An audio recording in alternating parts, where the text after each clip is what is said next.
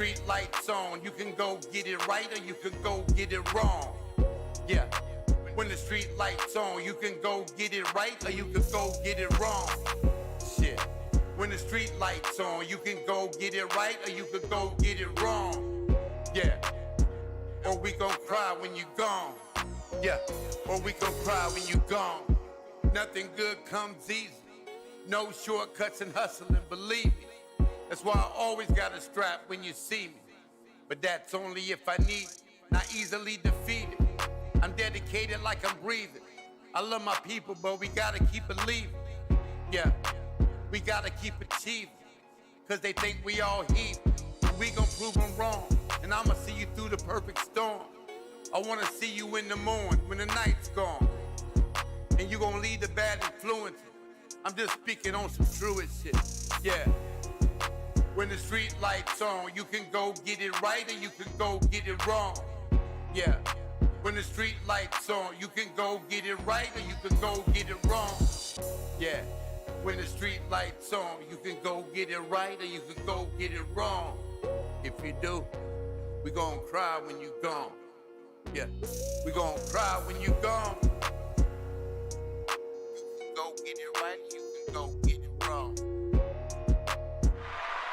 What's up, what's up, what's up? How y'all doing tonight? Sorry that we're a couple of minutes behind. We had some technical difficulties. Can everybody hear me good? Make sure that we good on this thing. Get this out of the way. All right, y'all, man. Thank you for joining us. You know, this is the third episode, so we're trying to get things right. Have a little technical difficulties. But listen, I got a special guest for y'all tonight. Special guest. I'm telling you, he's going to be funny as hell. One of my good homeboys is here tonight. We got D-Rugg. D-Rugg's in the building tonight. Told y'all I was going to get him in here. He's a busy man. First of all, we're going to talk about a couple of things, though, before I bring him on. Tonight's show is going to be about getting the best version of yourself out of yourself. And one of the things I did is I posted something on Facebook a little earlier about what unmotivates people. Because people are unmotivated and sometimes they don't allow to get the best version of themselves out because they got shit going on. And I was asking what are some of the reasons. So we're gonna talk about that today because at the end of the day, if you're not putting your best foot forward in life, you're never gonna reap the benefits of why you even here. Because trust me, God didn't put you on this earth to sit your ass on the couch and be bummed out and depressed and shit.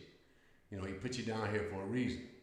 You didn't beat 8 billion sperms to get born and then come here and sit your ass on the couch and play video games. That was not the intention. So I know that that's not your intentions either. So the first step, though, about trying to get the best version of yourself is knowing who you are. You got to know who you are. If I were to ask you right now, who are you? If it took you 10 seconds to start talking, then you don't know. And that might be something you want to think about. You know what I'm saying? But first, what I want to do is I want to play a quick video that's going to kind of set the tone for the show. And then we're going to bring D-Rugg on here.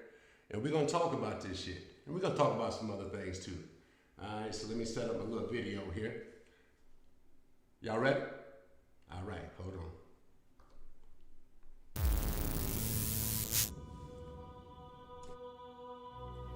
Let me explain something to you, people. When you show up late, when you are out of shape and your job requires you to be in shape,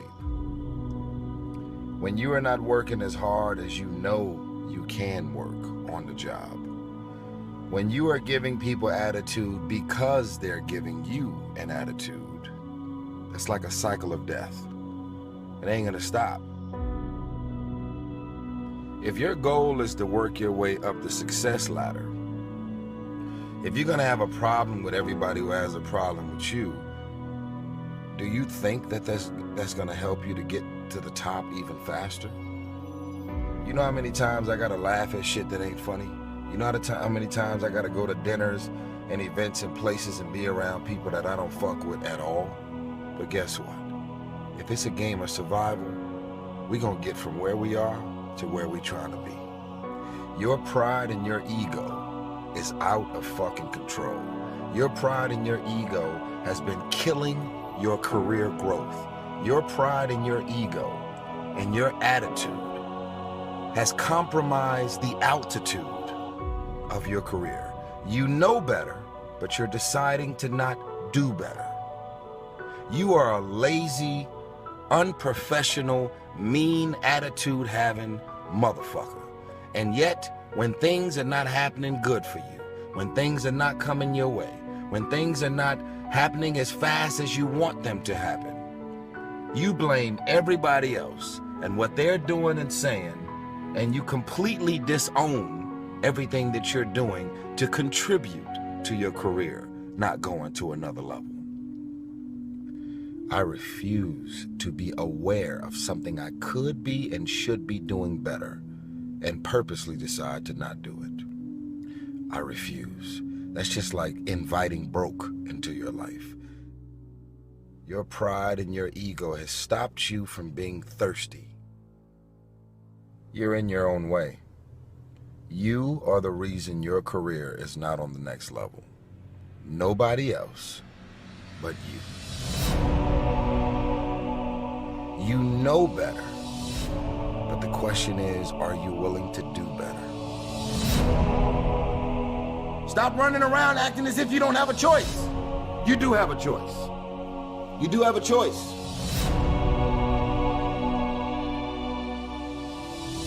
You decided that those are your friends.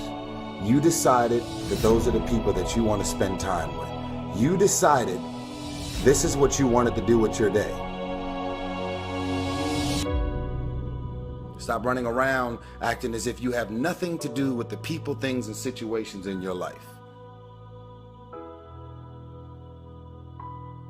Feeling good isn't just an opportunity. Feeling good is a responsibility that we all have for ourselves.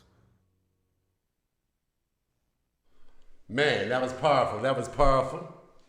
Yo, everybody, like I say, it's Monday night. We got a special guest, and it is time to wake your ass up. Tonight, we got my homeboy D-Rugg in the house. What's up, D-Rugg? What's going on? Man, listen, I had to have you on, and I appreciate you coming back. I know you couldn't make it last week, and I appreciate you coming. Thank you for having me. Yes, sir, man, because, you know, I just asked you off camera, have we ever met? I've known you for about 10 years. But mostly Facebook and stuff. But we have met before a long time ago, and I think you were doing a show. What was that show you were doing? Mad Face TV. Yeah, because he was talking about you was in Atlanta a lot. Yeah. Talk to me about that show. Well, we had a show. Maybe started doing it in like 2002. It was called Mad Face TV. We was on a local cable station at first, and we was like one of the first guys that actually put a show on the internet. Okay. Like now they use YouTube or whatever, but our show was directly aired on our website, and we did that for like a good 10 years maybe. You interviewed some big names though. Oh yeah. We was running around doing a lot of big things at that time. Yeah, because I remember we met through a mutual guy. I won't say his name because he might not want it on there, but I remember I was buying beats and shit from him. That was back in my drinking days. Mm-hmm. I was buying beats from motherfuckers that had samples on it and everything. I was writing the check. Fuck it, it's hot. Yeah. I was like, you probably got that shit off of motherfucking the internet somewhere and some of that shit to me, man. But that's when you first told me about it, and I was checking out a lot of your shit then. And then I guess we just became friends on Facebook. Mm-hmm. And I've known you ever since. You know, one of the things that I wanted to talk about last show, and I'll say it real brief before we get into tonight's topic, is one of the things that really impressed me. Not only are you an MC, and I say MC. Mm-hmm. To me, you ain't a rapper, you an MC. And then there's a difference. Young heads might not know that, but there's a difference. You're a comedian. Yes. You do comedy. Mm-hmm. And now you're taking over podcast world. Mm-hmm. I started doing, part of my influence of doing this was you, watching you do your show. I did not know that. Yeah, man. Yeah, I be watching, man. I be watching everybody, man. And I think the biggest thing for me, though, the biggest thing that inspires me about you is, well, two things. One is you're a father. Yeah. Your kids are important. That's first for anything. Yeah. Your kids are important to you, and you can tell. And secondly, I don't think I've ever seen you, even on Facebook, like upset. You stay pretty positive. I try to be, but yeah, I get bad from time to time. We all do, but you got a quick turnaround. Yeah. You know, a lot of people get mad and stay mad and do stupid shit. Oh no, I smoke too much weed, man. I'd be mad about it and just be like, man, you know what, fuck that shit. That's Mr. Paint Your Eyes Red. Man, so anyway, tonight we're talking about D-Rugg is getting the better you outside of you. You know, and one of the things that, you know, I think we have to start with is a person needs to ask, who are you? Who am I? First, you got to take inventory on yourself, I think. Who am I? Before I start anything, you know what I'm saying? I got to know who the hell I am. And there's different reasons why people lose themselves or get unmotivated, and so it prevents them from being their best version of themselves. And I don't think anybody's out here to not be better. But I think sometimes we get unmotivated and we forget. So what I did is I did some research and I put together some things. You know, one of the things about who you are. Well, here's 6 steps that you need to take in order to know your true self. Now, the first thing I had to think about, but the first thing is be quiet. I'm going to say, well, how's that make any sense? I'm going to tell you a story. I was 17 years old. And I thought I knew everything, you know, when you're a teenager and shit. Yeah. And I had this old head. He said, Larry, sit down for a second. I'm like, what? You know. He said, you got your head on straight for a young guy, you know what I'm saying, and all that. But sometimes you need to shut the fuck up. But I'm like, what is this old head talking about? You say, you got to shut the hell up, man. Shut the fuck up because you talk too fucking much. I hear that a lot. Sometimes you got to listen. I hear that a lot. Sometimes you gotta listen, especially, you know, when you're an MC, you know, you doing the comedy, you doing all, we used to talking, you know what I'm saying? And me, I'm used to talking. But sometimes I think when you're trying to know who your true self is, you gotta stop. You gotta be quiet. You gotta listen. You gotta observe. I think that's important. Another thing is to realize who you are is not, you gotta know who you are and not who you wanna be. A lot of times we skip steps. That's something to dwell on right there. I mean, I think that too many people are caught up with what they want to be without knowing who they are. You know what I'm saying? And when you're trying to be something else or somebody else, it just don't work. It don't work the right way. And another thing is find out what you're good at and find out what you're not good at. Now, for me, I try to, the things that I'm good at, I put those in the forefront. See, I'm older now. I'm smart enough to know the shit I ain't good at. Yeah, I'm at that age too. You know what I'm saying? So there's some shit I'd be like, okay, I know I can't do that. So let's not try.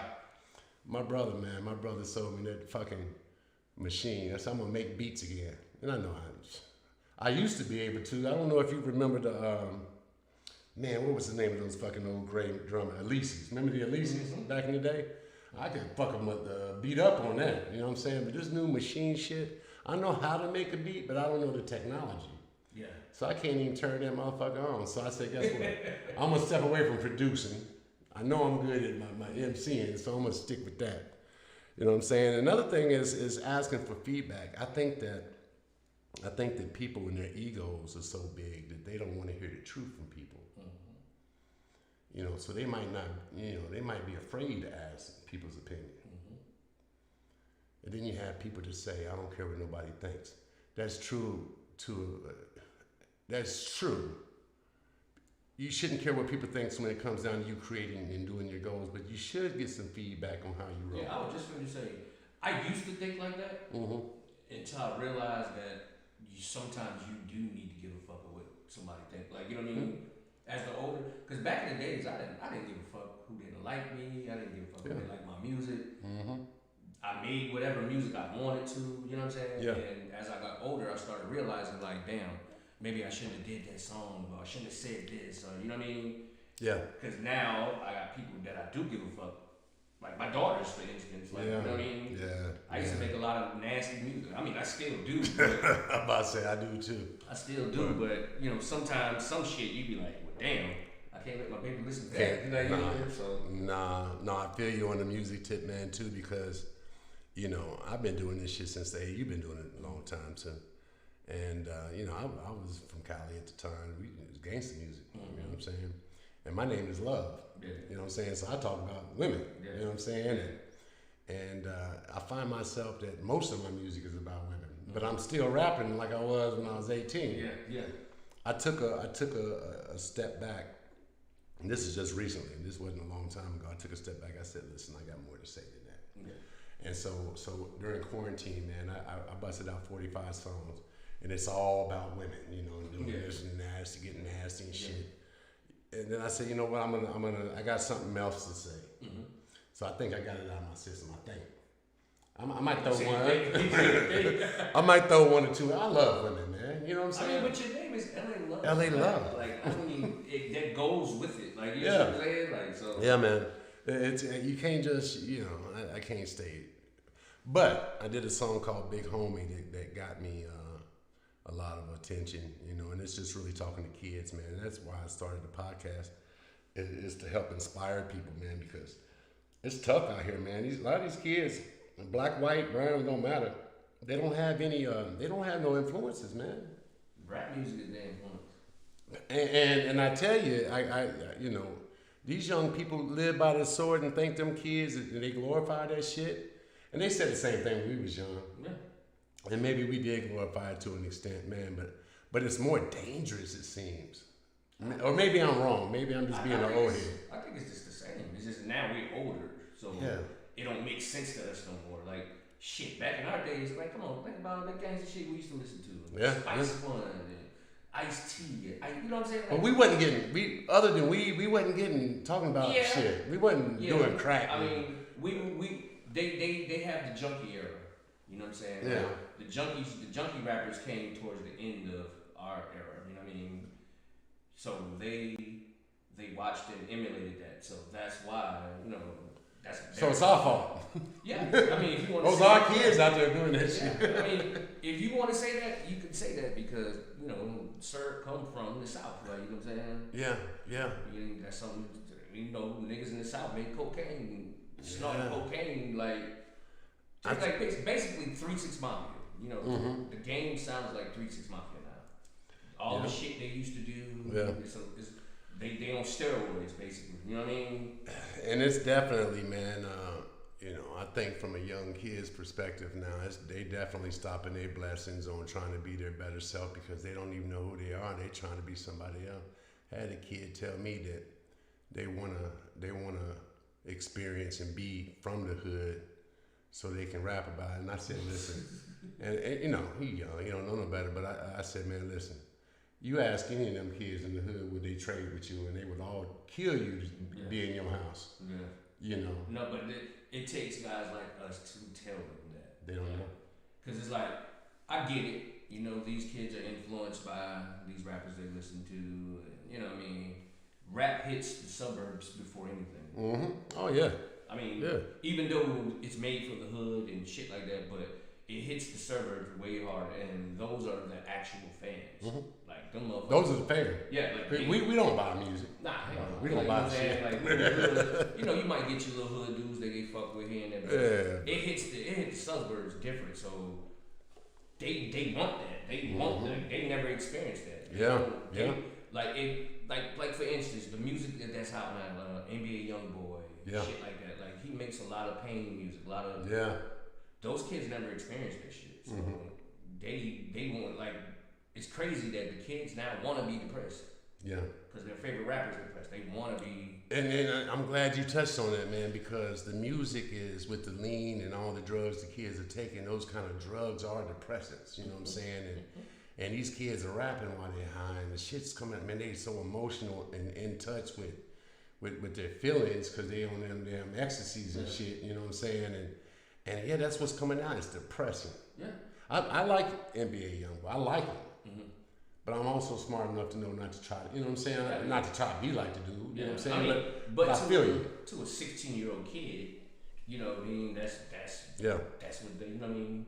Yeah. That's why I say I get it. I'm not one of the OGs that knock the young boys. I get it. Me you either. know what I'm saying? Because when I was a kid, you know, my daddy tell me shit, and I'd be like, motherfucker, you crazy. Tupac better than Al Green. Yeah. Like, you know what I'm saying? You know what I'm saying? So Yeah. I get it. Like, you know what I mean? I told a story about my daddy broke my boombox, man. I was rapping. That's all I did was rap, man. He said, this fucking rap shit ain't going nowhere, man. Boom, he broke that shit, man. Boy, it hurt me. Like, bro, Man, I'd be in there pop locking this shit, you know what I'm saying?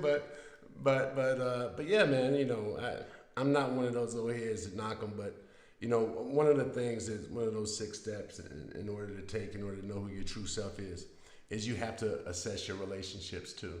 Mm-hmm. You have to know the people around you. Definitely, especially if you want to go further in life. Yeah, most definitely. And I think one of the things where it gets misconstrued with me is I used to tell people that your circle needs to be people that, your circle, you know what I'm saying? Other than your family and shit. It needs to be people that are on your level as far as your ambition and drive or doing better than you. Mm-hmm.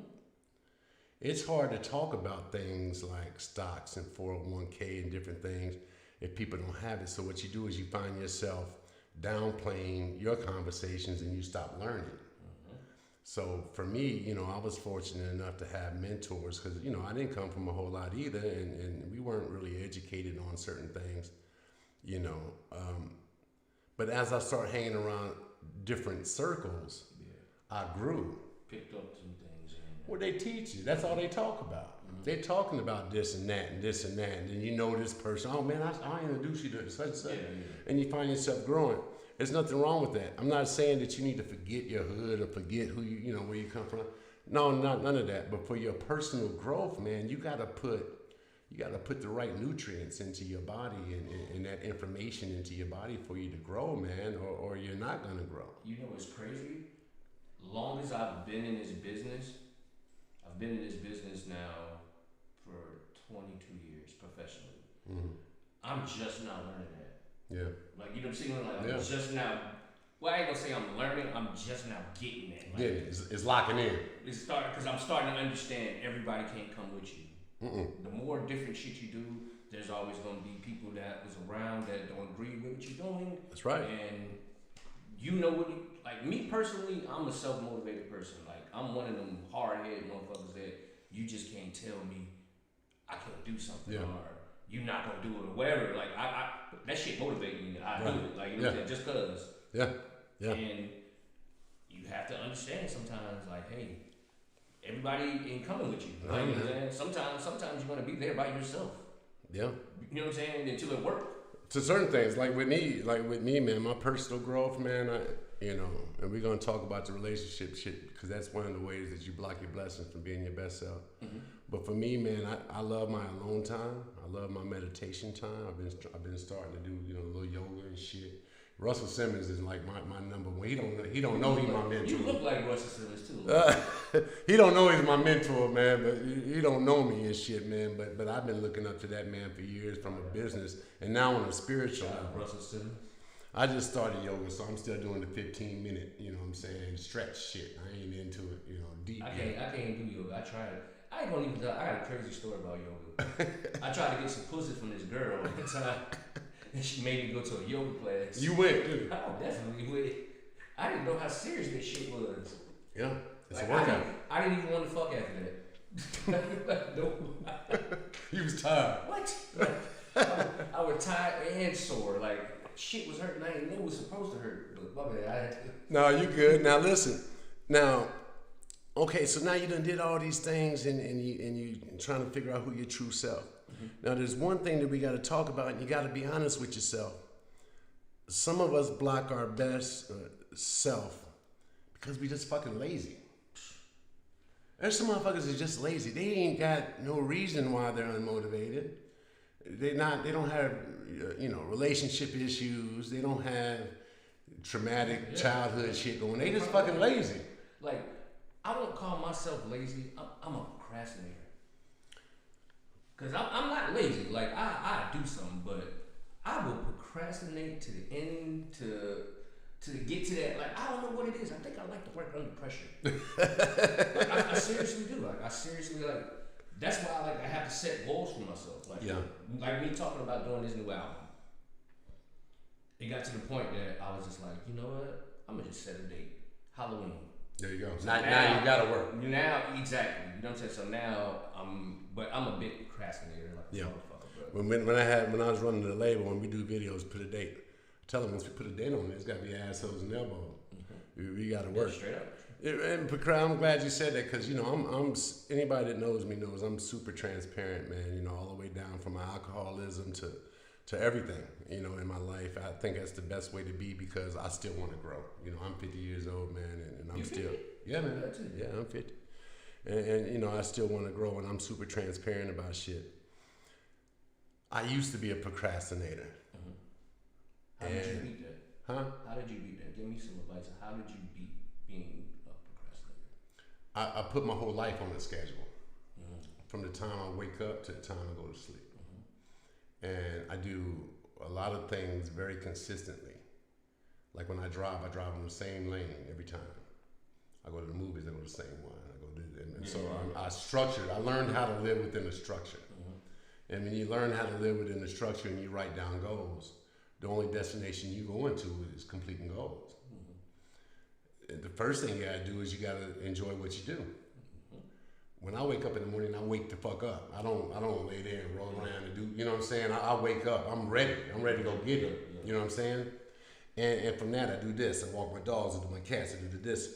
I found that instead of putting off the laundry, do it now. That way I'm always ahead of my schedule. That frees you up so much time at the end of the day or at the end of whatever. You're in complete control of your life. Let me tell you something. When you do that. Cold about this. I do that mentally, but I've never did the whole day. You see, I see what you're saying. Like you, the whole day, everything, the whole day. So everything is on time. You know what you do, and I think I'm gonna do that. People know me that they would tell me too. If something fuck with that schedule, it kind of throws me off a little bit. I have to regroup. You know what I'm saying? Because it's like being off the dribble. Sometimes it throws me off my schedule. It's like. But I've learned to just live within structure. I was a GM for restaurants for 15 years. And I had good mentors, but that allowed me to learn how to not only run a business, but to how to control systems, you know what I'm saying, and work with people and shit like that. So, but yeah, man, I wake up, I know what I'm gonna do that day. I'm spontaneous when I need to be, but for the most part, I don't put shit off. If I wanna do it, I'm gonna do it right now, get it done. I'm too spontaneous. Yeah. My whole life, like my life is just a moment, like you know what I mean. So nothing wrong with that. I mean, to each his own. It's nothing bad with that. No, I understand, but yeah, for what I do, I need to, like you know what I'm saying. Got a lot going on. If I want to make sure everything goes at least somewhat right, like you know what I mean, I need to goal it, like you know what I mean, because I like, damn, that was something deep you said, like. Taking down goals. Yeah. No matter what it is you going someplace. That's some motivational shit. You going someplace. Yeah, like everything's a goal. Really. Everything's a goal. I like that. I got 2 loads of laundry. I'm getting both done today, or I need to go to the cleaners. That's a goal. Yeah.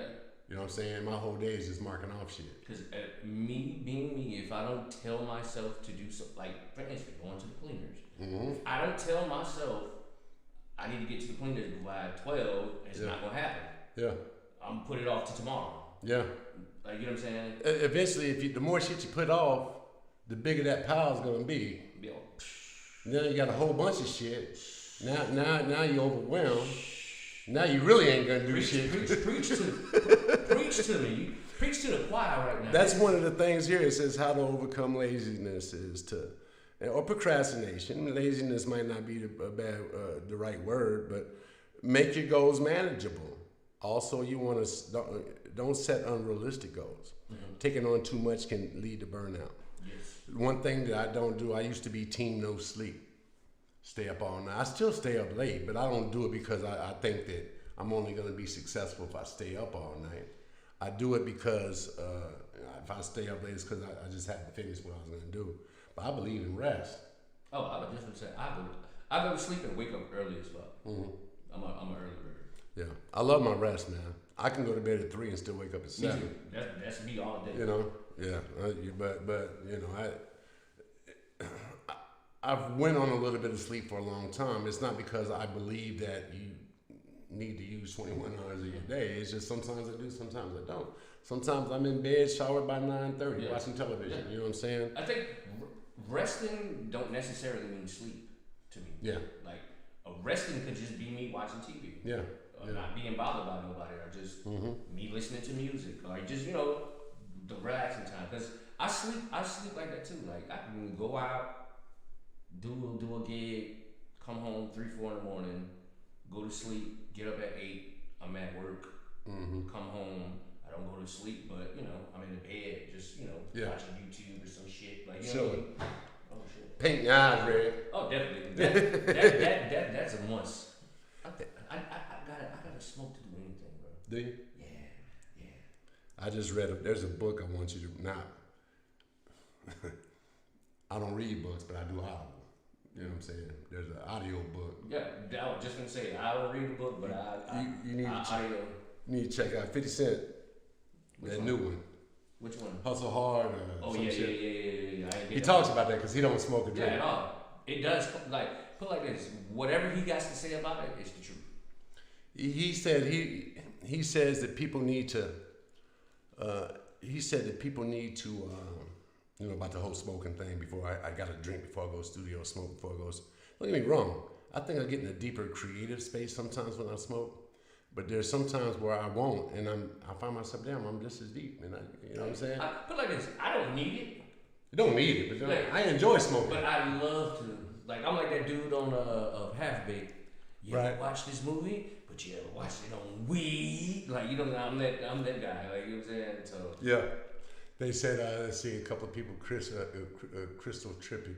I definitely function best on the schedule. I felt like the quarantine kind of threw things off for me. Yeah, for sure. Thanks for the reminder. Vasquez, Wendy, what's up, Wendy?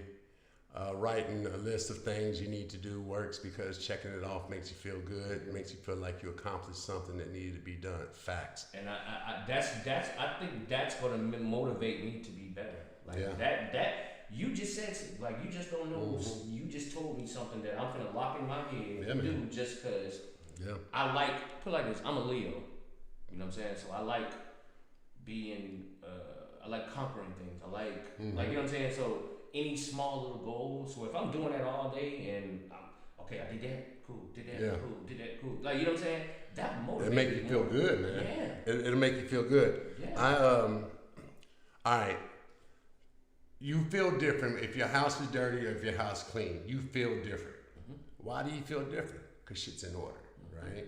It's the same thing with life. It's the same for me. It's the same thing in life. When I accomplish, I don't give a fuck if it's the smallest goal. If I accomplish that shit, it makes me feel good. So that's positive momentum. You do about 6-7 things in a day, man. You feel great, man. I feel like I deserve to lay down now. What you call it? Positive momentum. It's positive momentum. I like that. Negative momentum is the same thing. Yeah. You know what I'm saying? Because negative momentum will make you go backwards. Yeah, man. You pile all that shit on, and then before you know it, you got all this shit to do, man. Who wants to do a whole bunch of shit when you could just kept doing a whole bunch of one things? Because not even. Let me tell you some real shit. I do that shit, pile it all on myself. Now I'm angry at somebody that asked me something. Like, you know what I mean? Yeah. Hey, man. Can you take me over here? Nah, motherfucker. Like, you know what I'm saying? Cause got all this shit to do. I got all this shit up to do, bitch. Don't call me right now. Like, you know what I'm saying? Damn, bro. Hell yeah, man. I'm glad I came here, bro. Yeah, man. I'm glad you did too. Now, another thing is, and this is just for, we're not going to use the word lazy. We can use procrastination. We can do other things, but use positive instead of negative self-talk. So many people are down on themselves. And, there's a whole bunch of different reasons why, you know what I'm saying, but why they down on themselves. But man, you gotta almost feel like you can conquer anything if you're gonna do anything. And the one thing with me as I became older is that I'm not always positive, but I always am quick to reboot to get back to that point. You know what I'm saying? Because I know that negative energy is real. And positive energy is real.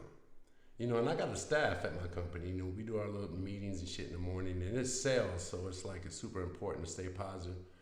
But man, listen, man, if you don't think you can do shit, you ain't gonna do it.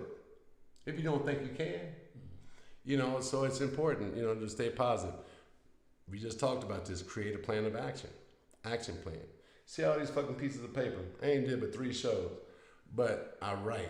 I'm writing, scratching. I want to be prepared. You actually type all that up too? I type my shit. God damn. Well, I'm in front of a computer. It ain't like in my office. Hey, my nigga Larry is on point. Like, it ain't nothing I wish fancy. to be this organized. No, it ain't nothing fancy, this man. shit is Trust me. I hear everything you're saying. It makes perfect sense to me because this is shit. But the thing, like I said, I'm so much of a procrastinator that I do this in my head and try to, like you said, it works. Yeah. It works, but I go through a lot of shit trying to make shit happen. You know what I mean? And that shit's the worst sometimes. I wrote the show for tonight, last Tuesday. Yeah, last Tuesday. I did a show. Wednesday, I'm sorry. Because what I do is on Monday, I do my little show. Tuesday, I watch and shit and see what can I do better, whatever. And Wednesday, I write the whole show. So now it's done. So now throughout the week, I can just, what I want to talk about, what I want to do, whatever. Most of the time, I go off script anyway, but at least by writing it and reading it, I got it up here and I know, what I'm saying, know what to talk about. But yeah, man, bro, we can keep going all the way back to the root cause of why, I talk about all the time. Is the important thing in life, the number one fucking goal is to be happy. Definitely. That's number one to me. You gotta do what you like doing. When you do that, you're gonna eventually get yourself in a situation where you're free to do things. And what I mean, and it's not all about money. See, business is cool. See, my passion is business. So with business comes money. Of course. But that money's not what drives me. Shit, I've had nothing. You know what I'm saying? And I'm not rich now by any means. Yeah. I'm comfortable enough to where I feel a little bit free. Yeah. So it allows me time to type. Yeah. You know what I'm saying? It allows me time to do what you want to do. But it all started from somewhere. And it all started about figuring out who I was, figuring out what I wanted, and being realistic the whole way. You have to be realistic about shit. Some people say, I want to be rich. Well, how you going to get rich? Oh, I just want to be rich. That goes into... OG told me some serious shit. Said, watch what you pray from. When you pray for shit, you gotta be specific. You can't just say, God make me rich. Yeah. God give me this girl. Because you don't know what God will give you that girl. And that bitch might genie with the 3 wishes, boy. You give it to me. God will give you that money, but what you gotta do to get this motherfucking money? Like, you see what I'm saying? Like, so. Some people don't need money.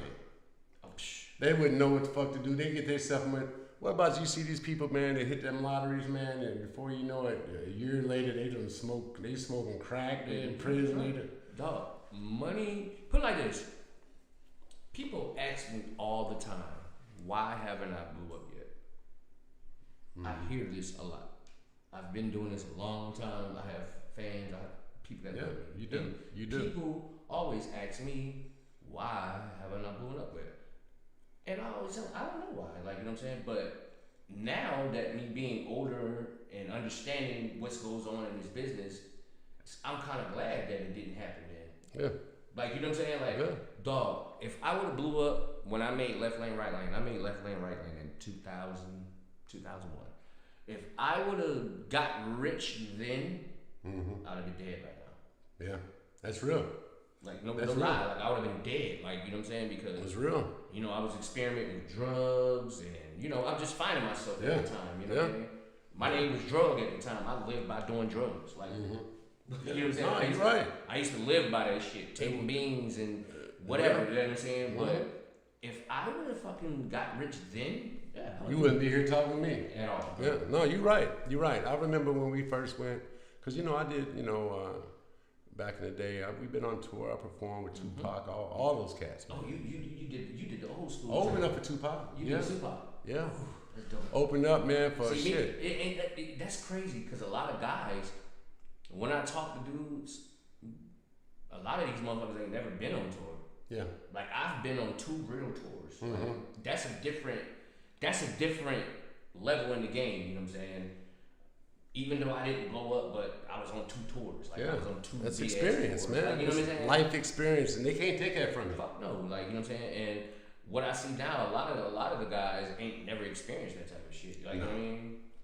When I had my label, man, the one thing I used to tell my artists is that you have to be ready to go on a tour. What? And you're not ready. I can't. If I was to come to you and say, "Can you leave your job tomorrow and let's go?" Let me tell y'all motherfuckers something. If a bitch call y'all right now for a motherfucking tour, y'all not ready. You're not ready. I'm talking about 30 days type shit. No. 30 days, y'all want. 30 days will break y'all, bro. Yeah. Straight up. Not only that, because you're gonna want to go home. You're gonna get tired of being on that bus. Yeah.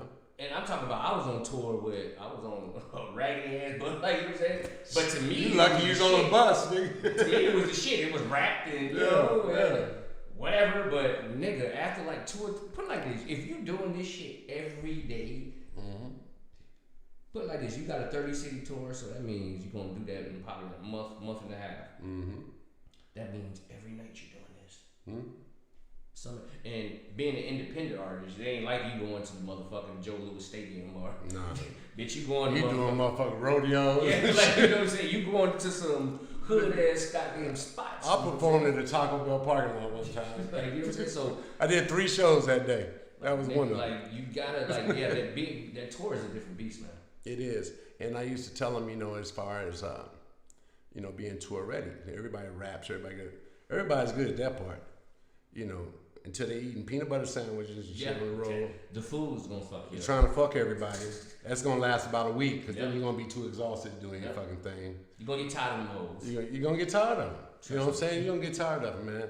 And I was drinking back then, so I was a rock star, man. I thought I was shit. My boys always used to tell me.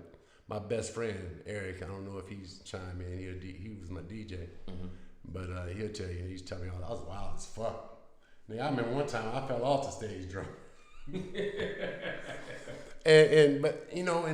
This is back late 80s, man. Wasn't no internet. We was in the club 7 nights a week. When we was in our city. I was in Louisville then. I'm from Louisville, Kentucky. And 7 nights a week. But we was pushing CDs, T-shirts. We was doing all that shit then. We was indie. And it's a tough life, so I tell the artists, I'm like, look, you're not ready. You can't even leave your fucking job. Yeah. So why should I invest? Well, you need to invest in it, but you can't even leave. Yeah. You're not ready for the next step. Put like this, when you go on tour, you quit your job. And you leave. That's it. Like, I'm telling you, bro. Like, you give your kids to grandma, and you go. Because that's your life. Like, that's it. I've been on 2 tours. The first tour I've been on was a 30-day, 20-city.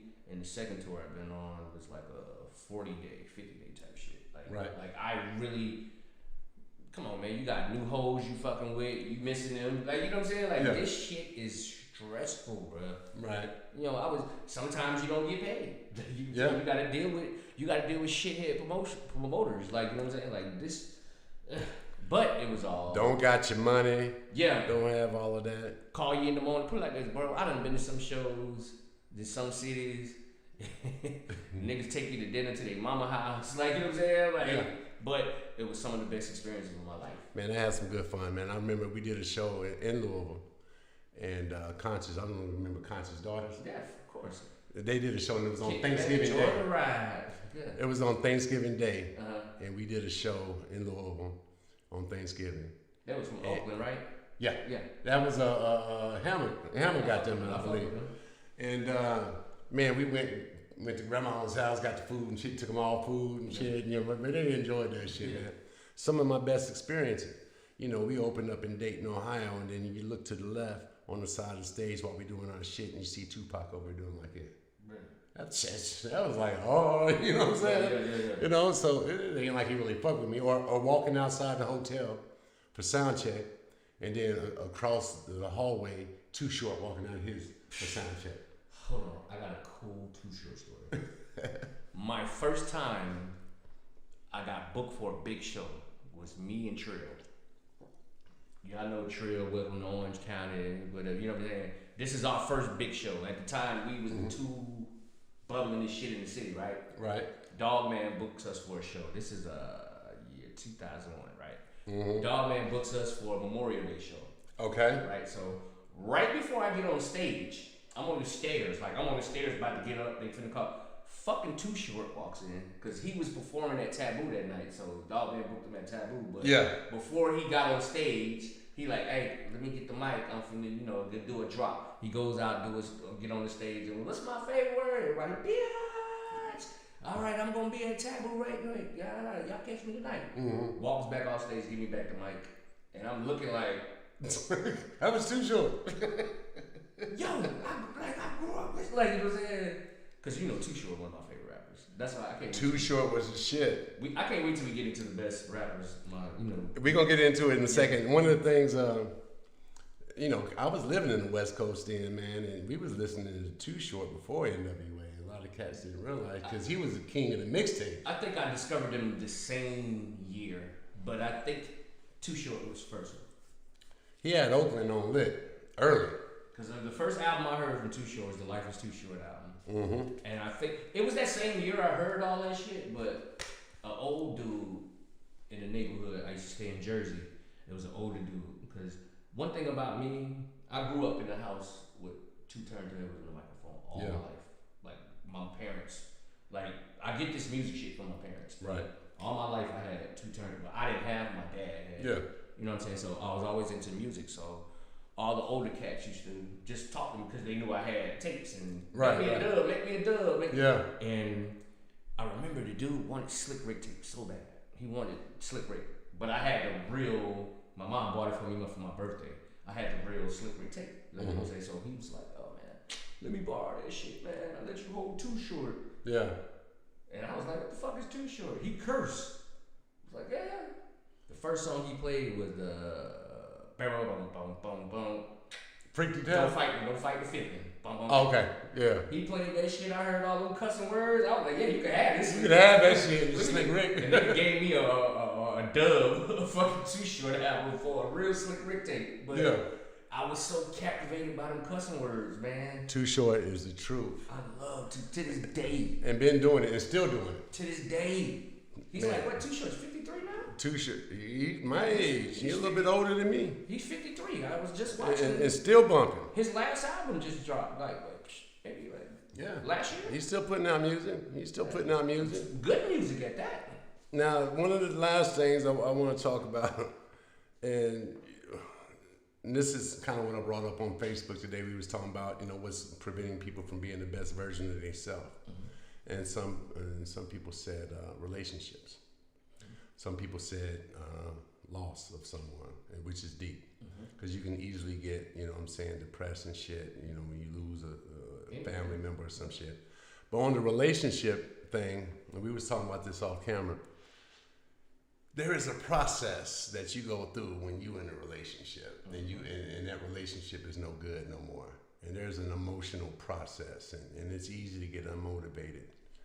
And but no matter what the reason is, you got to be able to restart and find out who yourself is. But there is an emotional process that just takes some time. Yeah. One of my friends on Facebook said it's just time. You got to have some time. You got to heal.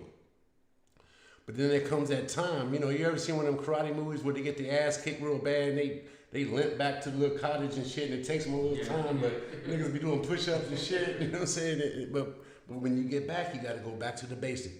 Who am I? You know what I'm saying? And not this person, but who am I? Yeah. So you got to start back from the beginning. What I like to do. What makes me happy. For me, when I got divorced, it was a little nasty divorce and shit, and, emotional divorce, and I had to work through my steps, went to counsel, all that bullshit. But then there came a time where I said, fuck it. Who am I? I got to get myself back. And for me, one of the things that got me through, man, and it's funny and shit, it was Ross. I started redoing my whole house, man. I was at Ross every motherfucking night. Every picture in this studio in my whole house is at Ross. Ross, the clothes? Ross, man. Because it's right around the corner. I was just nice ass goddamn. Man, I go, buy pictures and shit, man. I start painting and shit. I start, you know what I'm saying? Yeah. But I reconnected. I said, damn, I did lose myself in that relationship. I wasn't even me. And then, you know what I'm saying? But I went through my steps, man. And then I started being a little bit selfish then. If I didn't want to do it, I wasn't going to do it. If I didn't want to go, I wasn't going to go. Everything right now is about me getting strong. You know what I'm saying? That's me right now. I don't do shit I don't want to do. And once you pass that emotional shit, you gotta stay that way though. You know what I'm saying? You gotta stay, you know, I don't put myself in situations no more that I don't want to be in. And I don't care. You know what I'm saying? I don't care what it pays. I don't care none of that shit. My happiness, my feng shui, my energy is guarded and is protected. You know what I'm saying? And I'm not, shit, I tell you, I am not gonna do it. And you see the cycle on IG. Here's the cycle. Got me a new boo. Taking the pictures with your new boo, and you got your little selfies and shit. And I ain't never been this happy in my life. Yeah. This motherfucker, boy. Yeah. Then all the little chickens. Look, girl, you got a good one, girl. And good to see you happy, girl. Cheerleaders. They got cheerleaders. Cheering and shit. Then a couple of months go by. That newness wears off. Then I start this motherfucker. Then they start like, what you say off there? They start posting shit. Yeah. He like this and he like that, telling all his business and shit. And then here comes the little chickens. Girl, I knew he wasn't about shit. Girl, I could have told you that, but I was just being, man, look. And then what's the next step? The next step after that is you start seeing the memes. I got caught up in that shit one time. Did you? Yeah, I did. I got caught we all been hurt. I got caught up with that. Got with a girl that I was good with in high school. We linked back up. Everything was cool. We social media in it. Cause you know I ain't never used to do that before. With my relationship. I remember that. So I was with somebody for years. But once I got out of that relationship, you know, I was single. But I got with somebody. Man, we social media in it like a mother. I remember that. Shit. Tell your story. It wasn't even 90 days. This motherfucker. It wasn't even 90 This days. motherfucker was booed up and didn't know. I'm like, what the fuck? Yeah, man. But I was happy at the time. But man, shit. When all that shit, when the smoke cleared, I was like, man, listen. Fuck, social media, man. Fuck that, dog. I mean, it's cool. But that was a lesson learned to me. I knew not to try to please social media. Because that's basically what I was doing. Like, you know what I mean? Yeah. Now, social media is a killer, man. Social media is quickly being one of the main reasons why people break up and why people get divorced. Of course. And the divorce rate's already, for first-time marriage is 66%. For second-time marriage is 86%. You already going against that. Now you got social media in the motherfucker. You might as well not even, you know what I'm saying? Fuck. Get married, shit. You know the way shit is. I'm 40. I've never been engaged. I've never got on my knee. None of this shit. Yeah. I've never been married. I'm not against love, man. I mean, me neither, but I just feel like I haven't met the right one yet. Man, but shit, goddamn. I'm 50. You at least 40. Where they at? I don't know. They told me stop looking. They told me to look at church. And I don't know no more. Like you said, like I don't know. I think the best thing, man, is to when you do find someone, is to keep them to yourself and work on what y'all got, and don't introduce a whole bunch of outside motherfuckers into your mix. Because once you start, and that's what social media does. You got your group of people. She got her group of people. And once you put that shit on social media, man, it becomes something bigger. Yeah. And so, especially when you do it too early. You guys haven't had a chance to really work on it. You don't even know if she's gonna work yet. Yeah. You know, so I think sometimes people are too quick to do that. But yeah, man, you see the cycle, man. So anyway, we're gonna follow these simple steps of being a better person. You gotta be willing to change. We talked about that. You gotta stop making fucking excuses. Definitely. People make too many excuses of why. I believe that there's excuses and there's reasons. Don't give me no fucking excuse. There might be a reason, but don't give me an excuse. Stop being so fucking angry. Everybody mad all the time. You just said one thing about you procrastinate sometimes and that pile gets so big you get mad. People walk around mad, man. Yeah. My girl told me today she was coming to, she was in the car driving. And I guess some people was walking across the street or whatever, and the lady ran back, "Stay off your phone, bitch." I guess she felt she got too close to her. Yeah. And then she was going to the grocery store, and the same little lady said the same shit to her, you know what I'm saying? And just mad. You know what I'm saying? Like, I wasn't even close to this bitch. What's she talking about? Hey, stay off your phone. Everybody's quick to, fight and jump and shit. I don't know why people do that now. Yeah. Like motherfuckers can't even fight. Like you said, like my girl, she from New York, so she can fight. I'm just saying, some motherfuckers.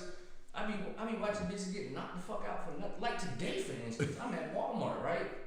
A chick and the cashier lady was talking and going at it, and a lady in the line with me got into it like, oh, it could be me. Like she said it loud, so bitch, I know she just carrying on now. I'm looking like, bitch, well, why is you inserting yourself into this shit? Man, like, listen, bro. Especially in the climate that we're in right now with everything going on, man, people gotta stop trying to. You know, there's one word that will fix every fucking thing that's going on. And I don't get political. I don't talk about politics and none of that shit. But there's one word that will fix all of this, man, and it's love. Mm-hmm. People don't know how to love no more, man. They're too busy being mad about shit. You know, but I got some questions. I want to get into the Darius version of the show. So what I want to do right now is I'm gonna play a video, one of your videos, one of the videos that I found online. You got a whole bunch of them, and they dope as shit. For you guys that don't know, I'm just gonna say D-Rugg, the Mohawk Don.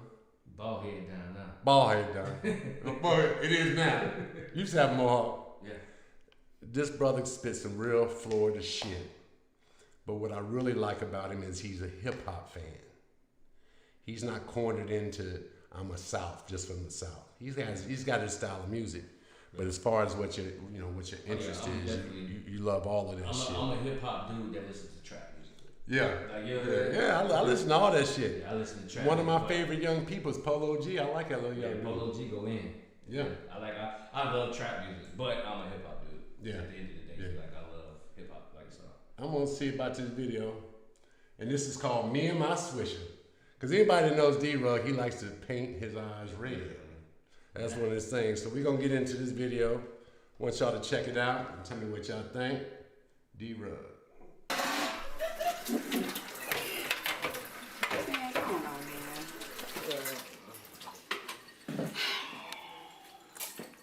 Bruh, what you gonna do?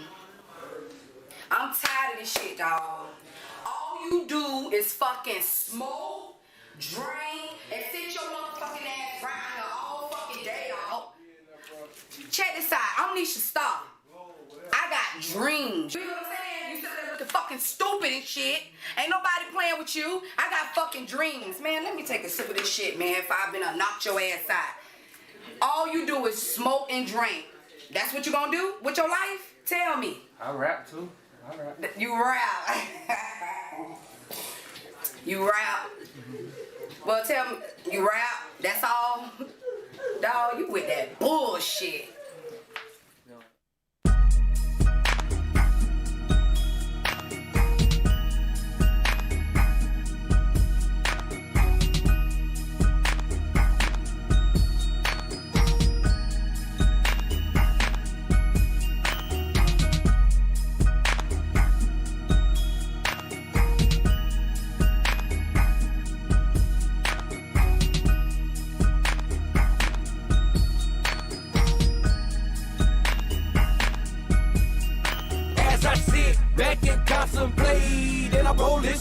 Think about how can I get my money right. I'm trying to get richer. Life is hard, and I'm struggling with ya. And I can't forget ya. I'm just sitting back, contemplating, puffing on my swisher. As I sit back and contemplate, and I roll this swisher. Think about how can I get my money right. I'm trying to get richer. Life is hard, and I'm struggling with ya. And I can't forget ya. I'm just sitting back, contemplating, puffing on my swisher. As I bust down this swisher, nigga, fill it up with perp. Put my pen to the pad, nigga. Just watch me work as I spit these rhymes all about my life. Contemplating, get my money right. Every day it's a constant fight. Everything we do is super tight. As I puff this swisher and zone out. Think about breaking little cuz out. Fat boy Marv, I love you, nigga. I hope I'm alive when your ass get out. That's the type of shit that be on my mind. Write it down, spit it down in a rhyme. Get rich or die trying. 50 told me that and he was a lie. Got a big brown swisher full of pine. Take me a puff to ease my mind. All my life I tried to shine. Ain't nothing gonna stop me from getting mine. Cause I'm true blue to this rap shit. Ain't no nuts, you can suck the dick. Don't make D-Rugg back, stop a bitch. Leave me alone, I'm vibing trip. As I sit back and contemplate, and I I roll this swisher. Think about how can I get my money right. I'm trying to get richer, life is hard, and I'm struggling with ya, and I can't forget ya. I'm just sitting back, contemplating, puffing on my swisher. As I sit back and contemplate, and I roll this swisher. Think about how can I get my money right. I'm trying to get richer, life is hard, and I'm struggling with ya, and I can't forget ya. I'm just sitting back, contemplating, puffing on my swisher. Nah, little D. Them my jits and they need me, so I'ma be the best man I can be. I gotta stay my ass up out the streets. I gotta keep my ass up in this booth. I'm the Mohawk Don and I spit the truth. I don't know nothing else, nigga, this my life. Since kindergarten, been blazing mics. I always had to get to spit what you like. Roll another switch and get my mind right. Just me, myself, some purple weed. Thinking to myself, this what I need. It's like my life on super speed. Take another puff, I can barely breathe. Inhale, exhale, deep thoughts. Macking the game like too short. Put the blunt out, time to smoke the boat. I'm the MVP of this rap sport. The boss, the fam is who I do it for. O&Me is who I do it for. All my fans is what I do it for. What the fuck you think I'm in this game for? Lead Nicky, it's our time. I'm about to kick down the fucking door. As I sit back and contemplate, and I roll this swisher. Think about how can I get my money right. I'm trying to get richer, life is hard, and I'm struggling with ya, and I can't forget ya. I'm just sitting back, contemplating, puffing on my swisher. As I sit back and contemplate, and I roll this swisher. Think about how can I get my money right. I'm trying to get richer, life is hard, and I'm struggling with ya, and I can't forget ya. I'm just sitting back, contemplating, puffing on my swisher. That's what's up. That's what's up. Give it up for my boy D-Rugg. D-Rugg. Hope y'all like that shit. Yo, you got a whole bunch of videos. We were sitting here talking offline. Whole bunch of videos is out there, man. But I got a question. Now, everybody talks about they top 5. But I'm gonna ask you top 5, but I'm gonna give you a spin on it. Yeah, put some juice on it. I'm gonna put a little juice on it. Because when I say my top 5, people look at me crazy. They do, man. I like to hear. But everybody has their own top 5, and guess what? You know what? It don't matter. Yeah. It's your opinion. Yeah. But let's base it on something. Okay. Put that juice on it. Okay. What's your top 5 based on catalog and the impact they made to the culture? It could be a group. Definitely Jay-Z. When we speak catalogs, Jay-Z got one of the meanest catalogs in the game. Yeah. Since '96, Jay been out. Every summer or every winter, every album Jay did. Some of them weren't that good, but they always was and then Jay is one of the most impactful rappers ever. Yeah. I mean, nobody had a career like him. Yeah. You know what I'm saying? Another one who I think got a mean. You said groups too, right? It could be group, yeah. When we're speaking of catalogs, Outkast. Yep. Outkast is the only motherfuckers that reinvented themselves every time they drop. Yeah. Every album is different. Big Boy and Drake. They wasn't afraid to be original, man. You know what I'm saying? Another guy who got a mean fucking catalog, Rick Ross. He does. I'm surprised with that one, but he does. Dog. Who fucking with Ross catalog wise right now? It's only a couple. Yeah, Jay maybe, T.I. maybe. There's a few, man. Yeah, that's what I'm saying. It's a couple. There's a few. But he's another one. Who else we can speak on catalogs? T.I. I definitely. I feel like I grew up with T.I. Yeah. Cause T.I. came out at a time, cause we the same age. So T.I. came out at a time. That's what I was doing when he came out. Like we was like on our trap shit. Like you know what I'm saying. So his first 2-3 albums was the soundtrack to our lives. Right. Like you know what I mean. Like that's what we was doing at the time. We was being trapped. That's what we playing. Like you know what I'm saying. So T.I. is another one. How many is that? What I said? I said Jay, Ross, Outkast. You said Jay, Ross, Outkast. Yeah, you got one more. One more. This is going to be a hard one. When we speak on catalogs, Body of work. I'm finna rattle some pots with this one, bro. What's that? I'm finna rattle some pots with this one. But Gucci, man. Gucci. I'm a Gucci fan, bro. Like, Gucci got over 100 fucking projects. Like, no cap me down, bro. He has a body. He has a big body of work, and he had a big impact on the culture. Of course. So I'm not mad at that. Like, that's what I say about that. Gucci, because this is the thing. What I'm a fan, oh, you know what? Damn, I want to take somebody off and put this guy on there.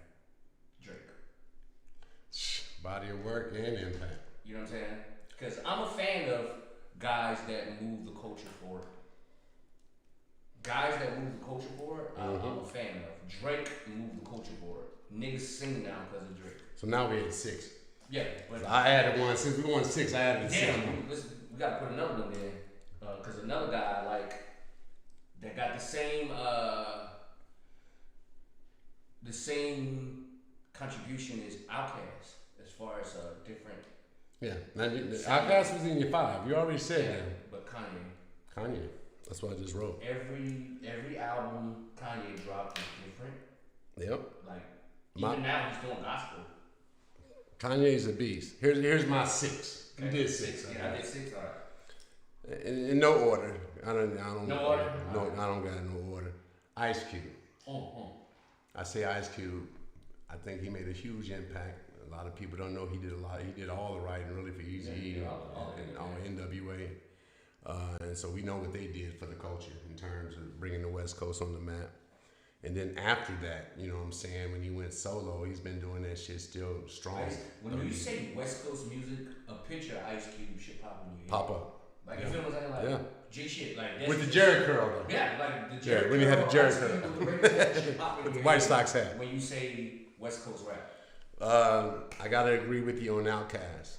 I think as far as the South, you know, and I've told my story a million times. I was born in Louisville, so that's Kentucky. You know, I've been doing music since the late 70s, writing.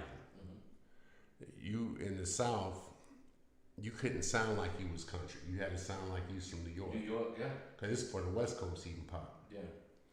And then when I moved from Louisville to California, hip hop kind of transitioned to the West Coast. Yeah. You know what I'm saying? You was in the beginning. I moved with it. You was right? the Ice-T, the NWA. Yes, all of those cats, man. We talked about Too Short. Yes. And you know, I was fucking with Dre with World Class Wrecking Crew. Yeah. Turn out the light. Michelle A. You know what I'm saying? Shit like that. So everybody was all fly back in the days. And then I moved back to Louisville. Now we're talking probably 90, 91. It still wasn't really that cool to sound country. They would boo you off the stage if you didn't sound like you was from New York.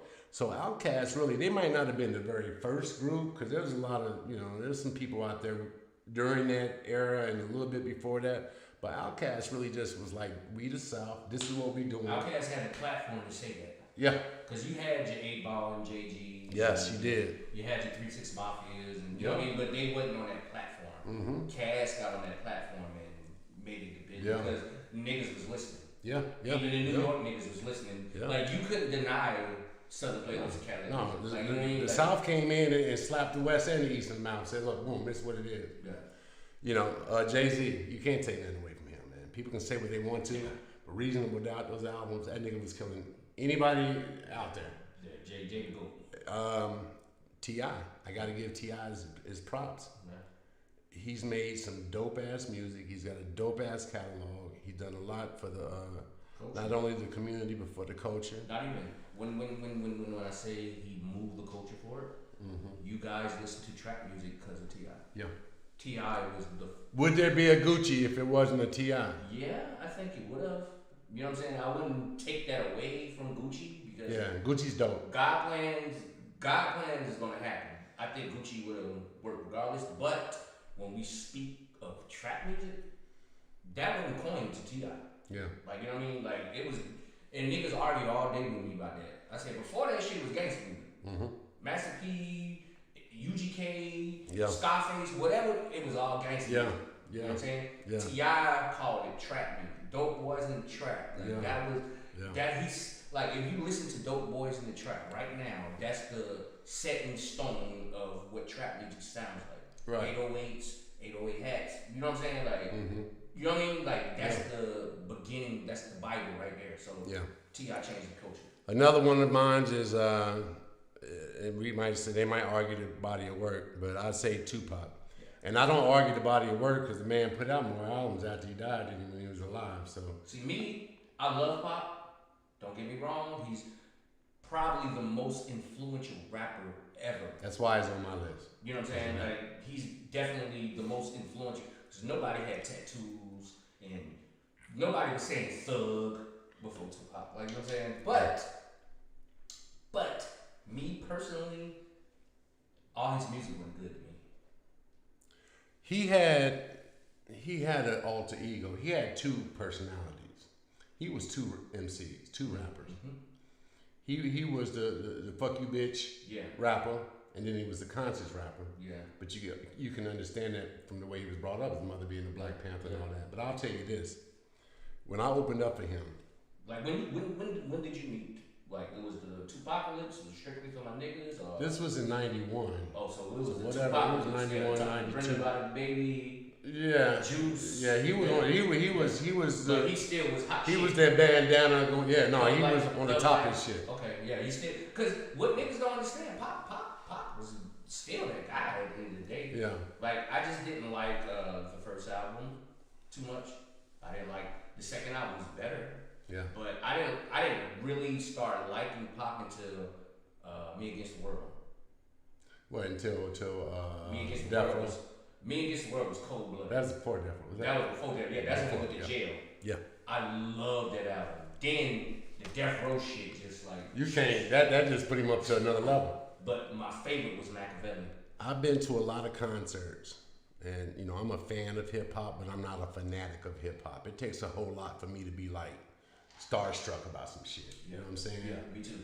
But I sit on the side of the stage, man, and watch this brother come out, and it was like Jesus walked out. Pop. And I'm not even talking about just from a fan. He just had his control. Like Pop. when he came out, it nigga like he floated. You know what I'm saying? You gotta think how Pop came in the game. Pop popped off the movie first. Mm-hmm. When you're on the big screen, that's a different level.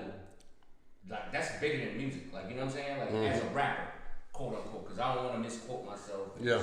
But as a rapper, especially around 91, popping off as a major movie first is huge. Yeah. Like, you know what I mean? Like, Juice, and then he did a good job with Juice. Yeah. Like, he Pop, killed Juice. Like, you know what I'm saying? Like, Pop did a phenomenal job to the point that we believed he was like that. Like, it opened up a door in our head, like, yo, this nigga really crazy like that. That was a hell of a movie. And he played the hell out of that role. He should have won an award. I don't know, he might have. I went and got my haircut like him. No, I swear to God. At my mama's house right now is a picture on my mama's wall when I got that haircut. Yeah. I was in 5th grade when that shit came out. I was 11. And I had to get that haircut because I loved it. I was like, and shout out to my mama, man. My mama took me to the movies to see that shit. Did she? My mama contributed to all my hip hop addiction. Like, my mama could. I remember her bringing me to see Beach Street when they first came. Yeah. I remember her buying me my first name brand shoes was Pumas. Yeah. I had some suede Pumas with the fat laces in them. You know what I mean? My mama bought them for me. I was a kindergarten. Like, you know what I mean? I think that because you're 10 years younger. Yeah. When we start really doing it, there was no generation before us. There was nothing to measure it against. Yeah, it was just y'all doing it. So it was almost like when rock and roll came in. What was the first hip hop song you ever heard? Curtis Blow. These Are the Breaks. That was the first shit? Yeah, Sugar Hill, Superman, Lois Lane. you know what I'm saying?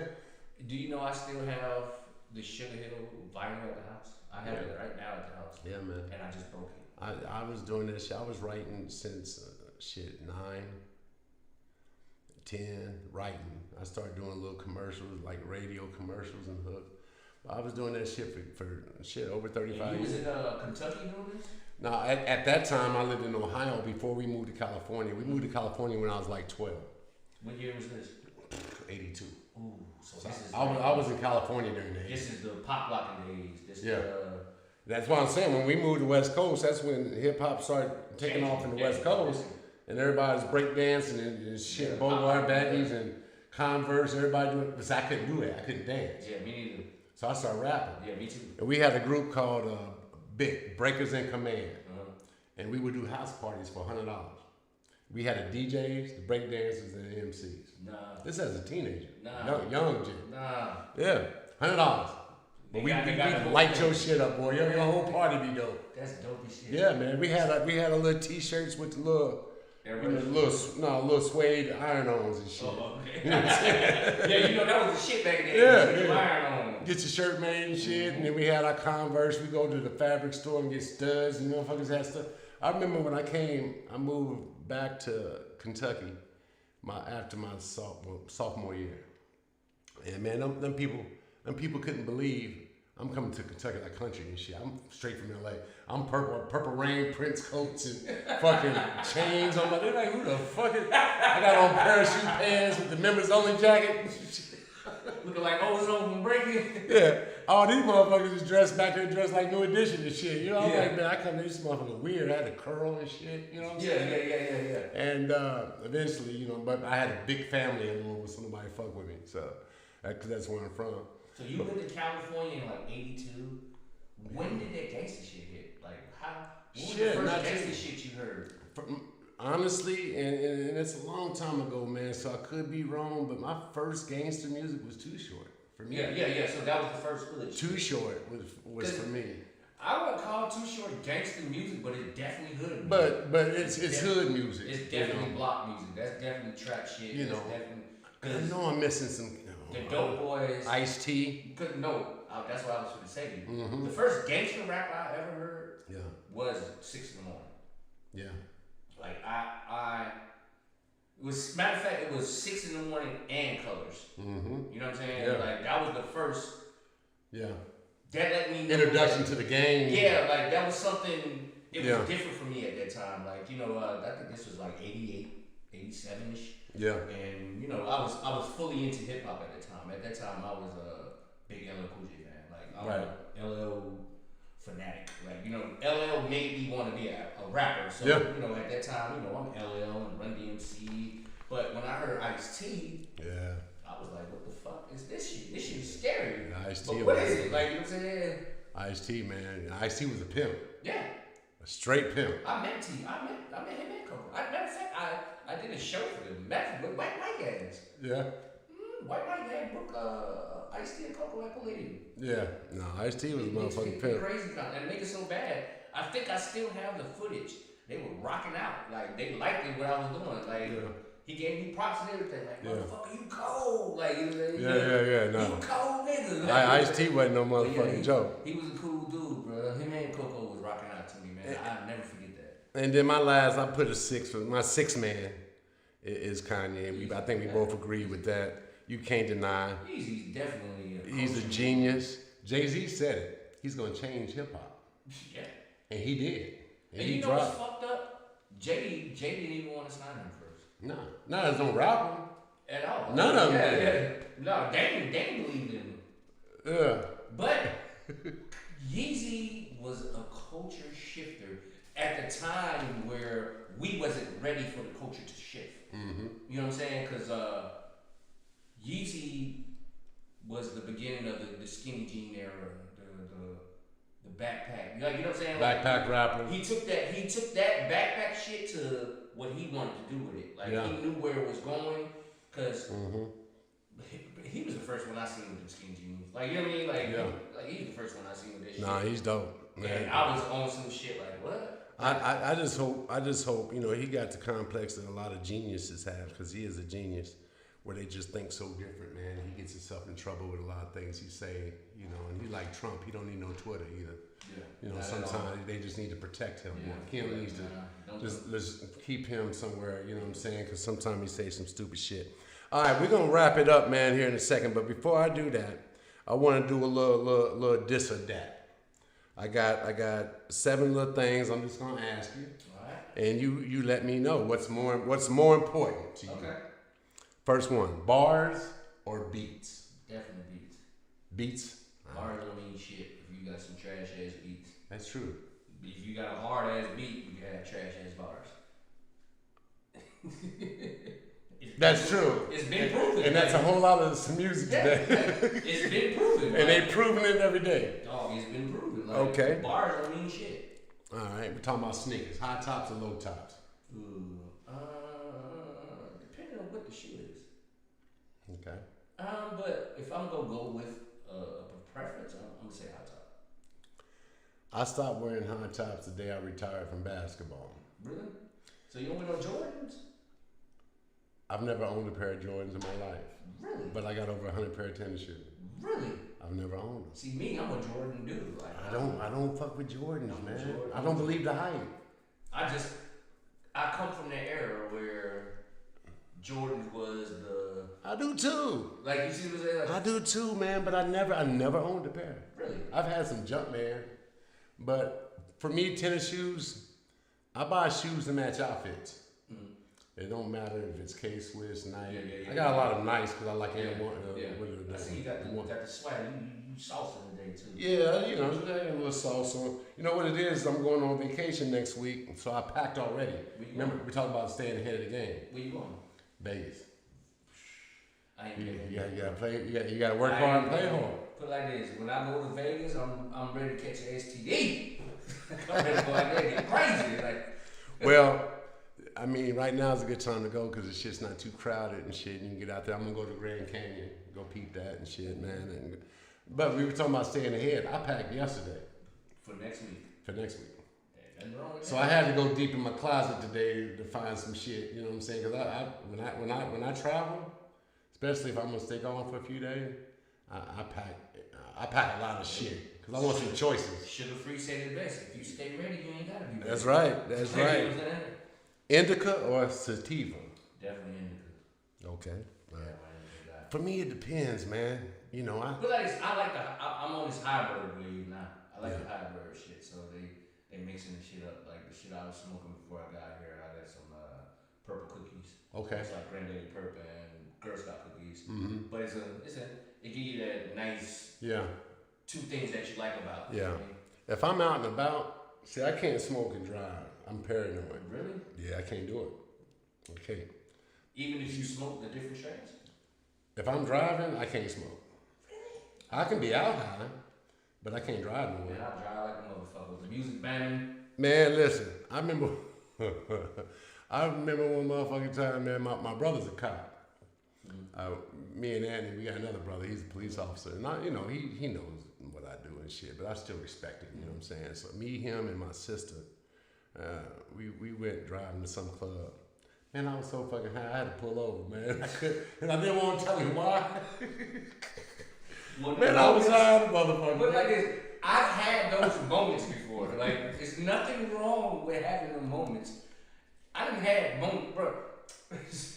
You know what? Since we on this subject, I got a real stupid story I want to tell people that I've never told nobody because it was one of the moments, right? I catch a flight. I'm at the airport. I'm catching a flight to New Jersey. I'm going back to New Jersey, right? So before I get on the plane, I smoke. And I'm talking about this some gas. Like, you know what I'm saying? And I end up smoking all the shit by myself because nobody, you know how it is when you're finna leave, you know what I'm saying? Yeah. I can't get on the plane with this shit. I don't want to throw it away. Let's smoke it. Mm-hmm. Nobody smoke with me, right? I smoke like 2 or 3 blunts, bro, by myself, right? I go to the airport, check in, go to the gate, sit down right there by the door is right there, the gate's right there. I'm sitting down over here. Missed the flight. The whole fucking plane was Missed the left. fucking flight, bro. I'm talking about the gate right there, I'm right here. And you're sitting there looking at the plane take off. I see people lining up, and I'm talking to myself like, what You the needed some fuck? sativa that day. Yeah. Yeah. All right. Scary movies or funny movies? Funny movie, that I'm a comedian. Okay, that's right. Breast to booty. That's a hard one. Definitely. 'Cause I like them both. I think I like titties. Yeah. I'm more of a titty man. Are you? Because asses, Cause let me tell you about ass, man. Y'all be fucking them hoes with them big asses and shit. Y'all gotta stop fucking them hoes with big asses, cause you gonna fuck around and have a son with a big ass. My daddy I'm a booty man. Yeah. I mean, I like ass though. Now, my daddy told me, he said, over a mouthful is a waste. That's what he always told me, over a mouthful is a waste. So they ain't gotta be real big, as long as they got enough to fill up your mouth. And so I'm a booty man. All right, light liquor or dark liquor? Now dark liquor. Dark? Yeah, I'm on my dark shit right now. When I used to drink light liquor. I couldn't drink dark liquor. I get in a fight. And I couldn't drink tequila. Bro, tequila's my new shit now. Is it really? But it's smooth now. See, I was drinking that bullshit. What you were drinking? Cuervo, back in the day. Yeah. They got good tequila now. My drunkest moment ever in life was tequila, and it was Cuervo. Yeah. To this day, I cannot drink that nasty shit, Yeah, but man. I like tequila. Yeah, bro. Like, matter of fact, I think last night we were drinking some Don Julio, and it's so smooth. Yeah, tequila now tastes good. That shit tastes like shit. No, it tastes like water now, bro. Yeah. And it will fuck It will fuck you up. But now, right now, I be on my dark shit, so I've been on my Henny and my Remy shit lately. All right, last thing, and we're gonna go ahead and get out of here. Blunts or joints?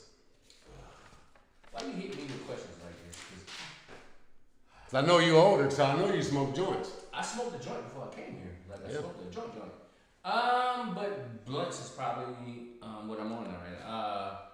And not even that, backwoods. I'm doing what the young boys doing. Yeah, I can't. It takes too much time to roll all that shit. And you know what? Too much work. I've been on the backwoods now for probably like 5 months, but now I'm like going back to the blunts. It takes too long. I'd rather just split the shit and roll it, because the backwoods, you gotta unwrap it, You gotta cut do all it, that, eat yeah. it, and it's like, man. I don't even want to smoke no more by the time. Yeah, like, you know what I'm saying? Well, we're going to wrap things up right now. Just a quick recap, guys. Listen, I know that this show was longer, but that's fine because I wanted to talk to my homie. I'm enjoying myself. I appreciate you coming, man. I really enjoying do. myself. I usually my show is like 30 the first minutes. motherfucker that really interviewed me, and I feel comfortable because I interview everybody, and none of y'all motherfuckers want me on your show. Yeah, no, man. That's why I said, listen, let me talk to you because you always ask other people questions. It's time to find out a little bit more about you, man. So I definitely appreciate you coming. But And ladies, I eat booty. If y'all want to know more about me. Nah, he likes titty. He don't like booty. So if you got a flat ass and a big chest, hit him up. He'll take it. But anyway, listen. To get back to what we talked about, and we're gonna cut out of here. I try to make the show talk about some serious things, but also try to mix it up and take some light away from the seriousness. But at the end of the day, man, some of you guys are either depressed or you're going through some things, relationship, loss of family, whatever it is that's kind of got you unmotivated.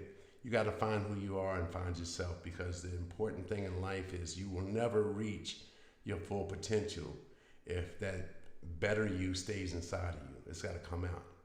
There's always a better you inside of you. So you got to figure out a way to get that out. And the way to start is figuring out who you are, man, and then setting some goals and accomplishing them goals.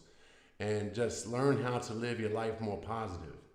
And don't believe that you can't do shit, because you can do any fucking thing you want to do and what you put your mind to. For real. It don't matter if you're a kid or if you're old. You can start over every fucking day. There is no rules that where you can't start your life over. You can start over every morning you wake up. It could be like fucking Groundhog Day up in this motherfucker. I fucked up. I'm going to start over today. It don't matter, because at the end of the day, you are the most important person to yourself. Because if you're not on top of your game, you can't be good for your kids, your family, none of that shit. So just remember that. Populate some positive energy on the population today, because the world needs it. We're in a bad place. And much negative people to the negative section. Why? Fuck them. We don't need them. For real.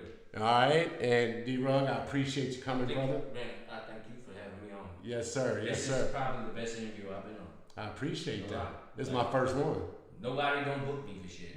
Yeah, well, you can come But back. they want me to book them, but they don't, y'all, Oh, yeah. y'all motherfuckers don't book me, but you want me to book them. Alright, whatever. But nah, it's all good. Well, we appreciate everybody coming out. God bless you guys, and we see you next time. Bless.